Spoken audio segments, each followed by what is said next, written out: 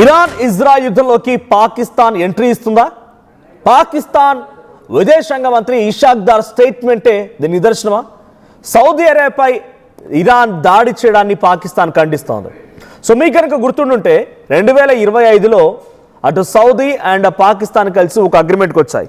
Strategic SMDA అంటే strategic military mutual defence agreement.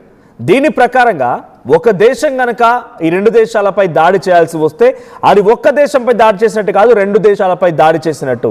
So దీంతో Saudi అరేబియాపై అటాక్ని Pakistan తనపై అటాక్గా భావిస్తోంది. సౌదీ జోలికి రావద్దు అని ఇరాన్కు పాకిస్తాన్ వార్నింగ్ ఇస్తోంది. 2025లో సౌదీ పాక్ మరి జరిగినటువంటి ఈ స్ట్రాటజిక్ మ్యూచువల్ డిఫెన్స్ అగ్రిమెంట్ని ఇప్పుడు పాకిస్తాన్ పరిగణలోకి తీసుకొని సౌదీపై జరిగినటువంటి దాడిని పాకిస్తాన్ తమపై జరిగిన దాడిగా భావిస్తూ ఒప్పందం ప్రకారంగా ఇరు దేశాల్లో ఒక్కరిపై దాడి జరిగినా ఇద్దరిపై జరిగినట్టే అన్నట్టుగా ఆ రోజు పరిగణించాల్సి వస్తున్నట్టుగా అగ్రిమెంట్ చేసుకున్నారు. కాబట్టి సౌదీపై ఇరాన్ దాడులకి ఇప్పుడు ఇరాన్ని హెచ్చరిస్తోంది పాకిస్తాన్. ఆ దేశ రక్షణ కోసం పాకిస్తాన్ కూడా ప్రత్యక్షంలోగా యుద్ధంలోకి దిగే అవకాశం కనబడుతోంది. తమ రక్షణ ఒప్పందాన్ని దృష్టిలో ఉంచుకొని సౌదీ పైన దాడులు ఆపేయాలని ఇరాన్కు పాకిస్తాన్ వార్నింగ్ ఇస్తోంది. ఇక్కడ ఇషాక్ దార్ కూడా ఒక స్టేట్మెంట్ పాస్ చేశారు. ఆయన ఏమన్నారంటే, I made Iran understand that we have a defence agreement. ఆయన చెప్తున్న మాటలు ఏంటంటే, మాకు ఆల్రెడీ డిఫెన్స్ అగ్రిమెంట్ ఉంది అనే విషయాన్ని నేను ఇరాన్కి హెచ్చరిస్తున్నాను. ఇరాన్ గుర్తుపెట్టుకో, సౌదీతో దాడి చేస్తున్నావు, సౌదీపై అటాక్ చేస్తున్నావు, నాపై అటాక్ చేస్తున్నట్టే. ఇక్కడ సౌదీ కంటే పాకిస్తాన్ చాలా పవర్ఫుల్ అని అనుకుంటే కనుక Saudi is the richest country among all the Arab nations or Islamic nations. But ఇక్కడ ఆ అరబ్ అండ్ ఇస్లామిక్ దేశాల దగ్గర ఉన్నటువంటి న్యూక్లియర్ పవర్లో ఇటు ఇరాన్ ఆల్రెడీ న్యూక్లియర్ పవర్ని కోల్పోయింది ఇజ్రాయెల్ దాడిలో. కాబట్టి మిగిలినటువంటి ఒకే ఒక్క దేశం పాకిస్తాన్ మాత్రమే. న్యూక్లియర్ పవర్తో పాకిస్తాన్ అటు ఇరాన్కి సపోర్ట్ ఇస్తుంటే సౌదీకి సపోర్ట్ ఇస్తుంటే సౌదీ దాని రిచెస్ట్ పవర్ఫుల్ వెపన్ ఏంటి అని అంటే మనీ. సో రిచెస్ట్ కంట్రీగా ఉంది కాబట్టి ఆ రిచెస్ట్ కంట్రీగా ఉన్నటువంటి సౌదీ పాకిస్తాన్తో జత కట్టింది. సో తమని తాము కాపాడుకోవడం కోసం సౌదీ పాకిస్తాన్తోనే కాదు ఇంకా ఏ దేశాలతో ఒప్పందం కుదుర్చుకున్నా ఇటువంటి అగ్రిమెంట్స్ ఎన్ని సైన్ చేసినా తమ దేశ రక్షణకి అంటుంది సౌదీ. మొన్న కొన్ని ఆత్మాహుతి డ్రోన్లతో జత కావాలన్నట్టుగా వారిద్దరు జత కూడారు. సో ఇద్దరి మధ్య ఇప్పుడు డిస్కషన్స్ హాట్ టాపిక్గా మారుతున్నాయి. So Pakistan answer to the attack of Iran is that I made them understand that we have defence agreement. నేను వాళ్ళకి అర్థమయ్యేలా చెప్పాను, మా దగ్గర డిఫెన్స్ అగ్రిమెంట్ ఉంది అనే రకంగా ఇషాక్ దార్ స్టేట్మెంట్ పాస్ చేశారు. సో ప్రెసెంట్ అయితే పాకిస్తాన్ డైరెక్ట్గా యుద్ధంలోకి దిగుతుందా అంటే ఒక స్ట్రాటజికల్ డిఫెన్స్ అగ్రిమెంట్తో దిగుతుందా అనుకుంటే కనుక డైరెక్ట్ అటాక్కి దిగే అవకాశం లేదు. బికాజ్ ఇటువైపు నుంచి పాకిస్తాన్ కనుక సౌదీపై అటాక్ చేస్తే ఇరాన్పై అటాక్ చేస్తే సౌదీకి సపోర్టివ్గా ఆఫ్ఘనిస్తాన్ బలూచిస్తాన్ నుంచి వేరుపాటువాదం పాకిస్తాన్ని ముక్కలు చేస్తోంది. పైనుంచి ఆఫ్ఘనిస్తాన్ అటాక్ చేసే అవకాశం ఉంది. ఆఫ్ఘనిస్తాన్ పాకిస్తాన్ మరి యుద్ధం ఇంకా కొనసాగుతూనే ఉంది.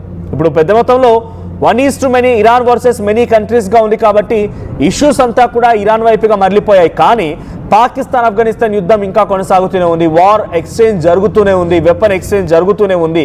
ఈ క్రమంలో బలూచిస్తాన్ బలపడిపోవచ్చు, ఆఫ్ఘనిస్తాన్ మళ్ళీ పాకిస్తాన్పై దాడి చేయొచ్చు. ఈ ఇద్దరితో చచ్చిపోయే ముందు మళ్ళీ ఇరాన్తో గొడవ పెట్టుకొని ఇరాన్ ముందు మళ్ళీ మోకరలం అంటే పెద్ద ఇబ్బంది. సో ఇరాన్కి పెద్ద విషయమేం కాదు. డైరెక్ట్గా ఒక 2 మిసైల్ తీసి పాకిస్తాన్పై వేస్తే పాకిస్తాన్ అల్లాడిపోతుంది. అప్పుడు ఇరాన్కి ఆఫ్ఘనిస్తాన్ సపోర్ట్ ఇస్తుంది. మనమంటే పాకిస్తాన్పై యుద్ధం చేసే క్రమంలో డైరెక్ట్గా యుద్ధం చేయాలనుకున్నాం. కానీ బలూచిస్తాన్కి ఏ రోజు సపోర్ట్ వెళ్ళలేదు, బలూచిస్తాన్ మనం ఎంకరేజ్ చేయలేదు. కానీ ఇరాన్ తన అవసరాల రీత్యా బలూచిస్తాన్కే కనుక సపోర్ట్ ఇచ్చి ఉంటే, బలూచిస్తాన్కి కనుక తమ యుద్ధ సామాగ్రి అందించి ఉంటే, బలూచిస్తాన్లో ఉన్నటువంటి అక్కడ ఉన్నటువంటి వేరుపాటువాదాన్ని ఎంకరేజ్ కనుక చేసి ఉంటే కింది వైపు నుంచి బలూచిస్తాన్, పై నుంచి ఆఫ్ఘనిస్తాన్, పక్క నుంచి ఇరాన్, 3 వైపుల నుంచి ఇటువైపు నుంచి ఇలా కూడా భారత్ అటాక్ ఇస్తుంది. ఈ సిచ్యువేషన్లో పాకిస్తాన్ చిత్తైపోవడం ఖాయం, పాకిస్తాన్ పచ్చడైపోవడం ఖాయం. కాబట్టి కేవలం హెచ్చరిక వరకే ఆగిపోతారు కానీ దాని ముందుకు ఎక్స్టెండ్ చేసే అవకాశం లేదు. బికాజ్ పాకిస్తాన్ అవునన్నా కాదన్నా మన ఇజ్రాయెల్ ఇరాన్ అటాక్లో అమెరికా ఎంటర్ అవ్వక మునుపు పాకిస్తాన్ ఇదే విదేశాంగ మంత్రి ఇషాక్ దార్ నేతృత్వంలో 21 దేశాలు ఇరాన్కి సపోర్ట్ నిలబడ్డాయి. సౌదీ ఉంది, ఖతార్ ఉంది, ఇరాక్ ఉంది, బనామా ఉంది, యెమెన్స్ ఉన్నారు. అంతా 21 దేశాలు ఇరాన్ వైపు నిలబడి ఇజ్రాయెల్ని హెచ్చరించాయి. నువ్వు కనుక మళ్ళీ ఇరాన్పై దాడి చేయాల్సి వస్తే మేమంతా కలిసి నీపై అటాక్ చేస్తామని ఇజ్రాయెల్ని భయపెట్టారు. కానీ ఎప్పుడైతే ట్రంప్ ఎంట్రీ ఇచ్చాడో ఈ దేశాలన్నీ సైలెంట్ అయిపోయాయి. అమెరికా ఎంట్రీ ఇవ్వగానే అన్నీ సైలెంట్ అయిపోయి నోర్లు మూసుకున్నాయి, నోటికి తాళాలు వేసుకున్నాయి. బికాజ్ ఏం మాట్లాడితే ఏం జరిగిద్దో ఏదైనా మాట్లాడదాం అనుకుంటే మళ్ళీ మన ఇస్లామిక్ దేశం కదా, లేకపోతే కొంత మతానికి సంబంధించినటువంటి దేశాలుగా ఉన్నాయి కదా, సో ఆ దేశానికి సపోర్ట్ ఇద్దామని అనుకున్నా కూడా అమెరికా వచ్చి ఈ దేశాలు ఇరకాటంలో పెట్టే అవకాశం ఉంటుంది. సో లేదు అనుకున్నా ఇటు ఇరాన్ దెబ్బతీస్తుంది. సో ఏం చేయలేక మౌనంగా ఉండిపోవడం, అటాక్ని ఎదుర్కోవడం, తర్వాత చిన్న చిన్నగా వాటిని రిటిలియేట్ చేయడం తప్ప ఏం చేయలేని గత్యంతర పరిస్థితిలో ఈ దేశాలు ఉన్నాయి. సో ఇప్పుడు పాకిస్తాన్ కనుక అదే లెవెల్లో సౌదీపై దాడి చేసినందుకు ఇరాన్పై కనుక దాడి చేయాల్సి వస్తే, very near by countries, border sharing countries, Iran and Pakistan border sharing countries, Afghanistan and Pakistan border sharing countries, India and Pakistan. ఇటు పాకిస్తాన్ ఎంట్రీ ఇస్తుందా లేదా అనేది మాత్రం ఒక బిగ్గెస్ట్ క్వశ్చన్ గా ఉంది. So Saudi Arabia and Pakistan agreement లో ఉన్నాయి కాబట్టి ఇప్పుడు ఎంట్రీ ఇస్తే తమకున్నటువంటి రక్షణ ఏంటి, తమ ఏ రకంగా మోసపోతాం, ఏ రకంగా తమపై దాడి జరుగుతుందో కూడా డెఫినెట్ గా భావించే అవకాశం పాకిస్తాన్కి ఉంది. సో ఇప్పుడు దీంతో ఇరాన్ అమెరికా స్థావరాలు దాని మిత్ర దేశం ఇరాన్ టార్గెట్ చేయడంతో ఎక్కడికక్కడ విమానాలు నిలిచిపోయాయి, ఆయిల్ ఫ్యాక్టరీస్ అన్ని ఆగిపోయాయి, ఆయిల్ రిఫైనరీస్ ఆగిపోయాయి, ఆయిల్ సప్లై ఆగిపోయింది. 5 రోజులుగా ఎటు చూసినా కూడా బాంబుల మోత వినపడుతోంది, యుద్ధ సైరన్లే వినపడుతూ ఉన్నాయి. రోజు రోజుకి యుద్ధం మరింతగా తీవ్రమవుతోంది, ఆర్థిక సంక్షోభానికి దారితీస్తోంది. పెద్ద మొత్తంలో ఆత్మాహుతి డ్రోన్లను ఉపయోగించి ఇరాన్ చాలా దూరంగా ఉన్నటువంటి సౌదీ పైన, లేకుంటే కువైట్, ఖతార్ల పైన, వాటిపైన దాడి చేస్తోంది.